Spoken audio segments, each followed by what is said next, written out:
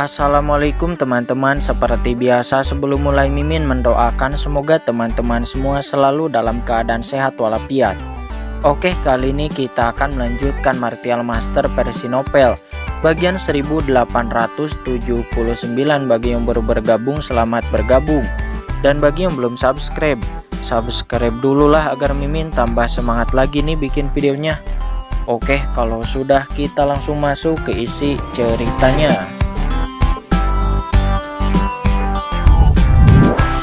Retakan telah muncul di organ dalamnya di beberapa titik, dan benang muncul di jiwanya seperti kain. Tanpa disadari dia telah terluka sangat parah. Dia yakin bahwa jika dia tetap berada di bawah musik Seven Kill Pipa untuk beberapa waktu lagi sebelumnya, maka tubuhnya akan benar-benar tercekik dan jiwanya akan musnah dalam waktu singkat. Pergi, kata Master Burung Hantu Gelap. Memikirkan hal ini, Master Burung Hantu Gelap sama sekali tidak berani untuk tinggal di sini sedetik pun lagi. Dan dengan sekejap, sosoknya melesat. Dia segera melarikan diri ke dalam kehampaan bersama para kultivator pembunuh lainnya yang tersisa. Ingin pergi? Mata Pri Panyin nampak dingin dan Seven Kill Pipa di tangannya dimainkan lagi. Duar. Gelombang suara yang mengerikan menyapu dalam sekejap dan menyelimuti Master Burung Hantu Gelap dalam sekejap. Gelombang suara ini membawa niat yang mengerikan dan membunuh. Master Burung Hantu Gelap buru-buru menebas dengan pedang terbangnya, dan cahaya pedang yang tak berujung berubah menjadi rantai yang luas. Saat itu gelombang suara saling beradu dengan sebuah ledakan. Master Burung Hantu Gelap memuntahkan seteguk darah lagi. Dan pada saat yang sama, jimat gelap muncul di tangannya.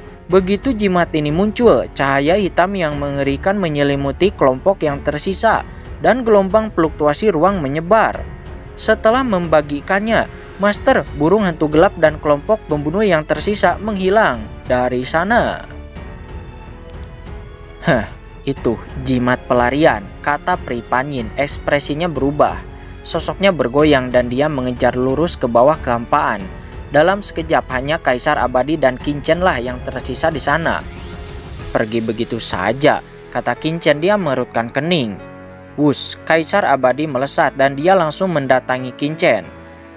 Kincen, apakah kamu baik-baik saja? Tanya Kaisar Abadi dengan gugup. Aku baik-baik saja, jawab Kincen dengan tenang. Pada saat ini Molly juga datang ke Kincen dan juga Kaisar Abadi. Dia nampak berlumuran darah dan terlihat sangat menyedihkan. Kaisar Abadi ragu-ragu sejenak, berpikir bahwa Kincen membawa Molly. Dia tidak bisa menahan diri untuk bertanya dengan khawatir. Apakah kamu juga baik-baik saja? Molly tertegun dan saat dia hendak menjawab, dia mendengar Kincen melambaikan tangannya dan berkata, jika kamu tidak mati, kamu tidak perlu khawatir tentang hal lain. Molly ini sangat tangguh dan lukanya tidak serius. Dia tidak akan bisa mati karena itu. Molly tidak bisa berkata-kata. Dia hanya menunduk melihat tubuhnya yang penuh luka. Ada darah dan daging berterbangan di mana-mana. Hampir tidak ada tempat yang utuh. Dan wajahnya tiba-tiba menjadi gelap. Apakah orang ini masih punya hati nurani? Tentu saja Kincen tidak peduli dengan pikiran Molly. Tetapi Kincen mengerutkan kening dan menatap Kaisar Abadi. Apa asal-usul Pri Panyin ini? Tanya Kincen. Kaisar Abadi menjawab. Kincen, Pri Panyin ini adalah salah satu jenderal di bawah komando tuanku. Dia mengikuti tuannya saat itu berjalan. Dia menerima banyak bimbingan dari tuan tentang musik dan ritme. Jadi di antara para jenderal di bawah komando tuan, kekuatan dan statusnya dianggap yang terbaik. Apakah dia ada hubungannya dengan 3 gadis dunia bawah? Tanya Kincen lagi. Tuan, apakah Anda meragukannya? Setelah mengatakan itu, Kaisar Abadi tidak dapat menahan diri untuk tidak berpikir dalam-dalam. Dia telah mengeluarkan token perintah Ming Yue sebelumnya, tetapi tidak ada yang datang untuk beberapa waktu. Dan hanya Pri Panyin lah yang datang. Dari sudut pandang orang luar itu nampak agak aneh. Memikirkan hal ini, Kaisar Abadi juga mengerutkan kening dan berkata, Kincen, apakah maksud Anda bahwa Pri Panyin dan Master Burung Hantu Gelap berada dalam kelompok yang sama dan apa yang mereka lakukan sebelumnya itu hanyalah akting? Kata Kaisar Abadi. Qingchen pun mengangguk. Yah, itu benar. Seperti yang dikatakan oleh Kaisar Abadi, Qingchen memang meragukan Pri Panyin. Tidak banyak orang yang tahu tentang profesi mereka, dan Kaisar Abadi menggunakan token teleportasi yang ditinggalkan oleh Permaisuri Mingyue saat itu. Secara teori mereka seharusnya tidak disergap. Namun pada kenyataannya Qingchen dan kelompoknya dicegat di tengah jalan, dan bahkan setelah menginspirasi token Mingyue, tidak ada orang yang datang untuk waktu yang lama sebelum pada akhirnya hanya Pri Panyin yang datang, yang pasti itu akan membuat orang curiga. Qingchen, Pri Panyin tidak akan pernah menjadi pengkhianat, kata Kaisar Abadi tanpa diduga. Setelah Qingchen mengucapkan kata-kata ini, Kaisar Abadi buru-buru berkata, Pri Panyin mengikuti Tuan saat itu dan dia dianggap sebagai pemimpin para pelayan di sekitar Tuan. Dan dia selalu setia kepada Tuan. Dia adalah salah satu orang yang paling dipercaya Tuanku saat itu. Oleh karena itu, bawahan merasa bahwa kemungkinan orang ini mengkhianati Tuan tidak terlalu tinggi, kata Kaisar Abadi. Ekspresinya tenggelam dalam ingatan, matanya sedikit kabur. Saat itu, Tuan sangat mengenal musik dan bertanggung jawab atas piano Iblis 6 Keinginan. Pri Panyin sering bermain dengannya, membawa musik ke dalam hatinya dan jalan besar ke dalam wujudnya. Adegan itu benar-benar seperti kedatangan Pri.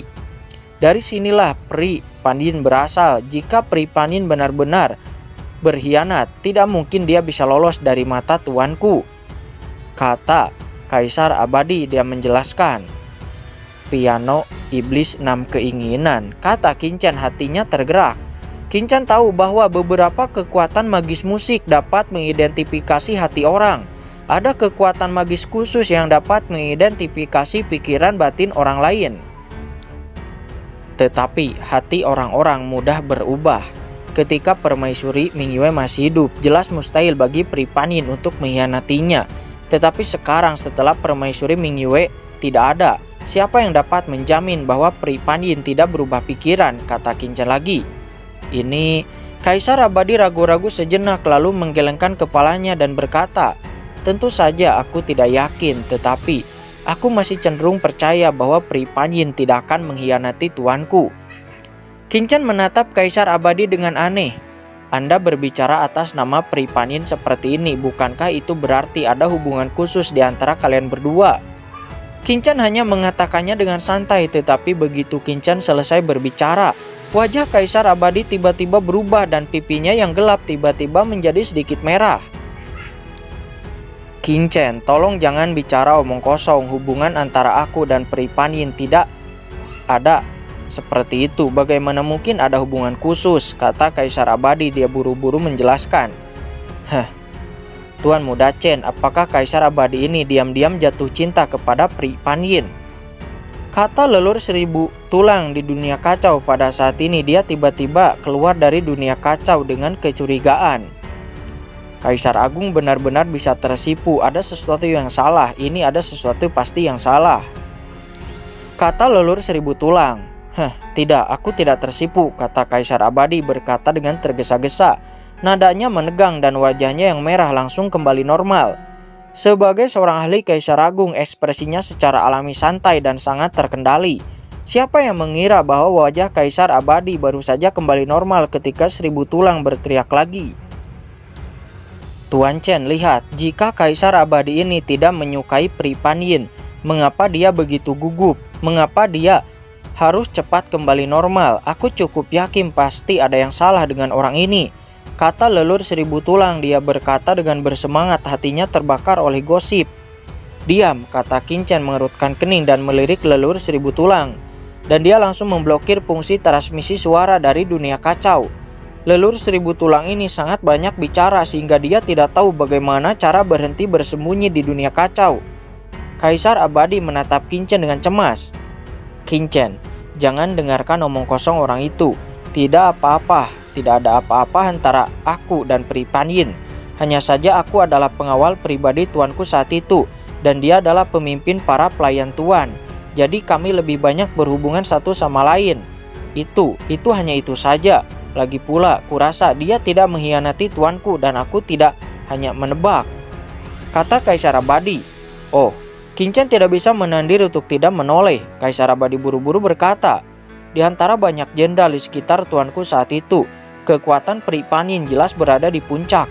Dia adalah orang pertama yang memasuki tingkat semi kaisar dan dia telah ditunjuk oleh tuan berkali-kali dalam hal tingkat dukungan. Dibandingkan dengan 3 gadis besar dunia bawah, itu hanya sedikit lebih rendah. Jika dia benar-benar mengkhianati tuanku dan berlindung kepada para pengkhianat, maka dia pasti akan melakukannya dari dulu. Tetapi sekarang dia hanya berada di ranah semi kaisar. Kemungkinan pengkhianatannya itu sangatlah mengurang. Sebaliknya, dibandingkan dengan Pri Panin yang masih berada di puncak semi kaisar, 3 gadis dunia bawah Dewi Peri yang telah mengejarnya dan menjadi kaisar agung itu jauh lebih untuk dipertanyakan." Wush! Di saat Kincen sedang tenggelam di dalam pikirannya, tiba-tiba aliran cahaya jatuh dan muncul di depan Kincen. Dan itu adalah Pri Panin. Kaisar Abadi buru-buru melangkah maju dan menangkupkan tangannya lalu berkata, "Terima kasih Pri Panin karena telah membantuku sebelumnya. Aku sangat berterima kasih." Pri Panin melirik Kaisar Abadi dengan ringan dan melihat bahwa wajahnya muram. Dia jelas sedang tidak dalam suasana hati yang baik. Seolah-olah semua orang seperti dia berhutang banyak padanya. Dia lalu berkata dengan dingin, "Abadi, kamu sangat elegan. Kamu benar-benar memiliki waktu luang untuk berada dalam kekacauan ini. Aku bahkan menyinggung orang-orang dari organisasi burung hantu ketika aku pergi. Tapi, Abadi, aku sudah bertahun-tahun tidak melihatmu. Aku benar-benar menjadi lebih baik dalam hal itu." Mendengar itu, ekspresi Kaisar Abadi membeku dan dia hendak menjelaskan, Namun begitu dia berbicara, dia melihat Pri Panin melirik Kincen dan Molly lagi. Tiba-tiba Kincen merasakan tatapan tajam datang ke arahnya. Mata orang ini seperti obor, seolah-olah dia ingin melihat menembus kedalaman tubuh mereka. Seketika kekuatan tak terlihat menyusup ke dalam kedua tubuh itu. Untungnya Kincen dan Molly bukanlah orang biasa. Bagaimana mereka bisa takut dengan kekuatan seperti itu? Mereka dengan sengaja berpura-pura takut dan menjaga aura mereka untuk tetap tertutup. Pri Panin sama sekali tidak bisa merasakan apapun pada Molly ataupun Kincen. "Ini adalah 2 bawahan yang ingin kamu serahkan pada Dewi Taiyin. Bukankah mereka terlihat sangat istimewa?" Pri Panin mencibir. "Apakah yang satu sangat tampan dan yang satunya sangat jelek?" Di saat Pri Panin berbicara, matanya melewati Kincen dan Molly. Molly tidak bisa berkata-kata, "Apakah kamu sangat sopan?" Namun Kaisar Abadi mencibir. Pri Panin bercanda, "Mereka berdua adalah kultivator pria istimewa yang kupilih dari Gunung Guiming. Mereka juga yang terbaik di Gunung Guimingku dalam hal kultivasi. Kamu juga tahu bahwa wilayah di bawah komando Permaisuri sekarang adalah 3 dunia bawah besar yang dikendalikan oleh seorang wanita. Permaisuri telah menghilang selama bertahun-tahun tanpa berita apapun. Belum lama ini, Kaisar Wuyue dan Kaisar Yan menutup dunia bawah atas nama beberapa gerakan aneh di Laut Mati dan menyelidiki di mana-mana. Sekarang dunia bawah sedang kacau. Aku tidak punya pilihan selain mencari jalan keluar bagi banyak muridku di bawah Gunung Guiming." Mendengar itu, mata Pri Panin berbinar dengan cahaya dingin. Kaisar Yan dan Kaisar Wuyue. Hilangnya permaisuri tahun itu mungkin disebabkan oleh mereka berdua. Begitu pula dengan 3 gadis dunia bawah. Setelah permaisuri Mingyue menghilang, masing-masing dari mereka memasuki tingkat kaisar, seperti sekarang, dan duduk di lautan bencana abadi. Siapa yang tahu apakah mereka bertiga terkait dengan hilangnya tuan? Shoot! Ekspresi Kaisar Abadi pun berubah ketika mendengarnya dan dia buru-buru menyela. "Pri Panin, jangan bicara omong kosong. Jika ketiga gadis dunia bawah mendengarnya, kamu pasti akan mendapat masalah besar." Ketika Pri Panin mendengar ini, dia berbalik untuk menatap Kaisar Abadi. Matanya seperti belati, dia menatapnya sejenak, yang membuatnya merasa takut. Akhirnya Pri Panin sedikit melunak, wajahnya yang sedingin es tidak lagi dingin. Dia sangat kecewa dan merasa kesepian. "Itu saja, ini pilihanmu sendiri jika kamu tidak mati. Aku tidak punya hak untuk mengatakan apapun. Kebetulan saja aku juga berencana untuk pergi ke Laut Bencana Abadi. Ayo kita pergi bersama ke sana," kata Pri Panin. Setelah mengatakan itu, Pri Panin langsung naik ke langit. Kaisar Abadi, Kincen, dan Molly pun buru-buru mengikutinya dari belakang. Kincen menatap Pri Panyin di depannya yang pakaiannya berkibar seperti peri, matanya sedikit berkedip. Dilihat dari tindakan dan kata-katanya sebelumnya, sepertinya tidak ada yang salah dengan Pri Panyin.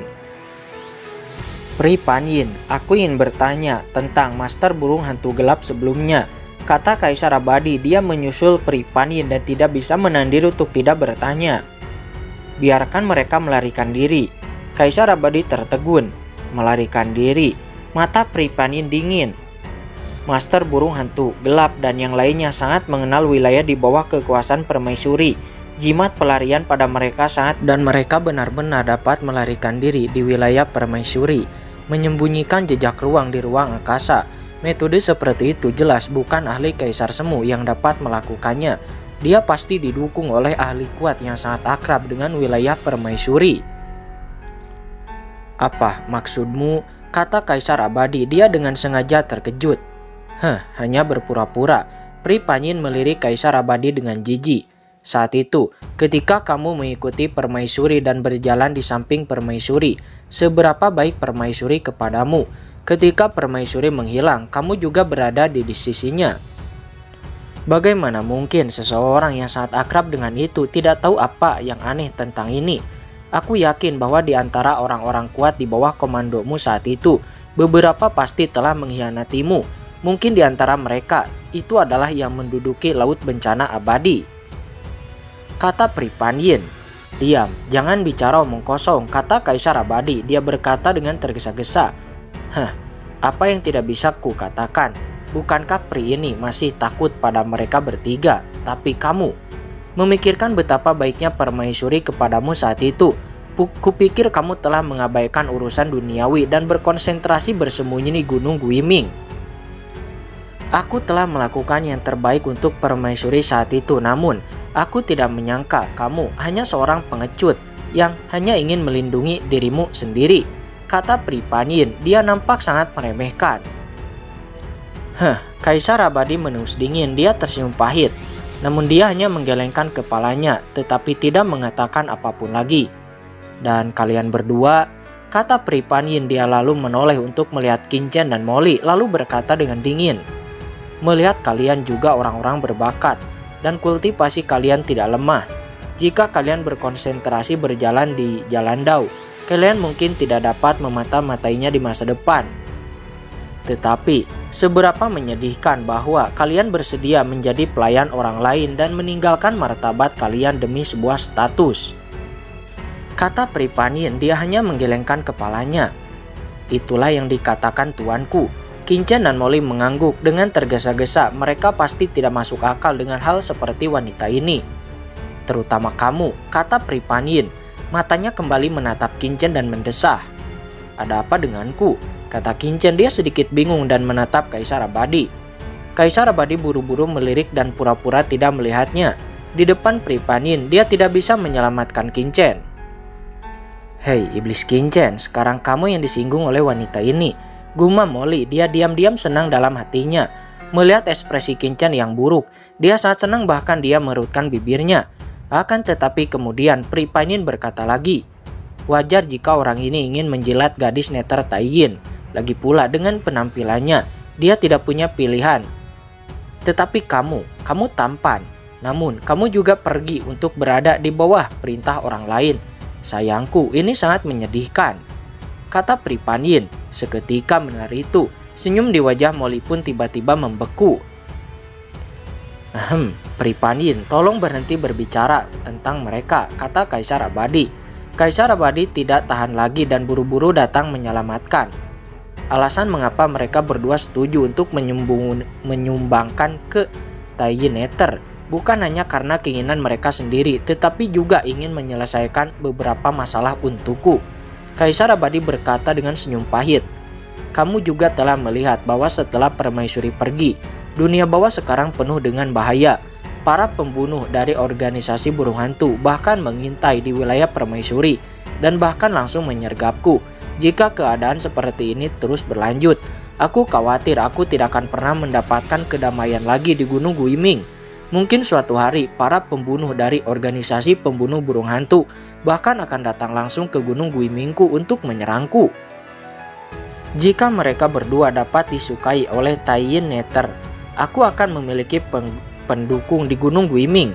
Setidaknya ketika aku menghadapi bahaya di masa depan, aku tidak akan diabaikan, kata Kaisar Abadi. Dia menghela napas berulang kali.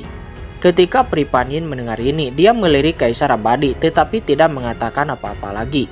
Memang, jika dia datang lebih awal, Kaisar Abadi pasti sudah mati, tetapi dia akan berada dalam bahaya dan setidaknya dua bawahannya tidak akan mendapatkan hasil yang baik. Memikirkan hal ini, Pri Panyin berhenti mengatakan apapun dan hanya terbang ke depan. Qin Chen dan kelompoknya segera mengikuti. Kali ini, semua orang tidak menghadapi penyergapan lagi. Dan setelah waktu setengah hari, tiba-tiba semua orang merasakan kekuatan tak terlihat menyapu dan aura mengerikan langsung menyelimuti semua orang yang hadir. Kita telah tiba di Laut Bencana Abadi, kata Pri Panyin dalam hatinya. Qin Chen bahkan mendongak dan melihat dunia yang luas yang langsung muncul di depannya. Dunia ini sangat megah dan agung, dengan puncak-puncak hitam pekat kuno yang mengambang di udara, seolah-olah mereka menjaganya. Puncak-puncak ini memancarkan aura yang menakjubkan, dan di setiap puncak ada gunung-gunung kuno. Aura prasasti itu seperti batu asing berdiri di langit yang luas di depan. Dan di antara puncak-puncak ini, ada lautan yang luas. Lautan itu sebenarnya tergantung di atas langit dunia bawah yang tak berujung, diselimuti oleh kekuatan jalan yang mengerikan. Lautan Malapetaka Abadi. Melihat lautan yang tergantung di atas langit yang tak berujung, hampir sejauh mata memandang, Kaisar Abadi tidak dapat menahan untuk tidak mengucapkan beberapa patah kata, dan matanya menunjukkan nostalgia yang tak berujung. Tidak hanya dia, tetapi Pri Panyin juga berhenti pada saat ini, menatap lautan luas di langit yang tak berujung, bertanya-tanya apa yang sedang dipikirkannya. Apakah ini lautan Malapetaka Abadi? Kata Molly, dia juga terkejut. Lautan di atas kepalanya memancarkan aura jalan besar yang tak berujung. Di bawah lautan yang luas ini, semua orang hanya merasakan kekuatan yang sangat mengerikan menekannya. Hati dan tubuh mereka merasakannya di seluruh tubuhnya. Di dunia kacau, Chen Sisi sepertinya merasakan sesuatu. Chen Sisi mengangkat kepalanya tiba-tiba, dan melalui dunia kacau, dia dapat dengan jelas melihat lautan Malapetaka Abadi di kejauhan. Pada saat ini, asal-usul di dalam tubuh Chen Sisi tampak sedikit bergetar, dan itu berbeda dari dunia luar. Lautan kesengsaraan membentuk gema yang tak terlihat. Dojo ibuku saat itu, gumam Chen Sisi. Di saat dia melihat lautan Malapetaka Abadi, Chen Sisi langsung merasakan keintiman yang kuat di hatinya. Seolah-olah lautan Malapetaka Abadi di depannya adalah tempat di mana dia bermimpi. Sisi, jangan khawatir, aku pasti akan membiarkanmu kembali ke lautan Malapetaka Abadi, gumam Qin Chen. Merasakan gerakan aneh di dunia kacau, Qin Chen berkata dalam hati. Namun bahkan jika dia melihat dari kejauhan, Qin Chen dapat dengan jelas merasakan bahwa ada segel yang tak terhitung jumlahnya di luar lautan Malapetaka Abadi. Segel-segel ini menghalangi dunia di sekitarnya dan membuatnya benar-benar kedap udara. Ayo pergi, kata Pri Panyin berkata dengan tenang. Dan dengan goyangan sosoknya, dia langsung naik ke langit. Kaisar Abadi mengikuti dengan tergesa-gesa bersama Qin Chen dan Molly. Melesat, aliran cahaya segera menyapu ke arah puncak gunung yang megah di depan. Siapa yang berani masuk tanpa izin ke Laut Bencana Abadi? Tepat ketika Qin Chen dan yang lainnya mendekati puncak gunung terdekat di depan, tiba-tiba beberapa aura menakutkan terbang keluar dari puncak gunung. Dan ternyata itu adalah beberapa orang. Kultivator wanita yang anggun tiba-tiba mengelilingi Qin Chen dan yang lainnya. Nampak kultivator wanita itu ada beberapa orang. Para kultivator wanita ini memancarkan aura yang mencengangkan, dan pemimpinnya adalah seorang ahli transenden rangkap 3, penuh dengan aura hantu dan matanya yang dingin tertuju kepada Pri Panyin dan yang lainnya dengan sedikit kejahatan. Di belakangnya, beberapa kultivator wanita lainnya juga memiliki kekuatan yang luar biasa. Setidaknya mereka semua adalah ahli teratas transenden tingkat 2. Mereka semua mengenakan baju besi dan memegang bilah tajam berwarna hitam pekat yang tampak seperti garpu. Mereka tampak sangat heroik. Pemimpin kultivator wanita itu mengerutkan kening dan menatap Peri Panyin dan yang lainnya sebelum mereka bisa berbicara. Dia mengangkat alisnya, mengarahkan bilah tajam di tangannya ke beberapa orang dan berteriak, "Laut bencana abadi adalah area terlarang dunia bawah. Tidak seorang pun diizinkan masuk tanpa izin. Kalian beberapa, mengapa kalian tidak merekrut sebagaimana adanya? Jika tidak, jangan salahkan aku karena bersikap kasar." Boom! Setelah mengatakan itu, aura mengerikan langsung menekan Peri Panyin dan yang lainnya dengan niat membunuh yang kuat, seolah-olah Qin Chen dan yang lainnya akan mengambil tindakan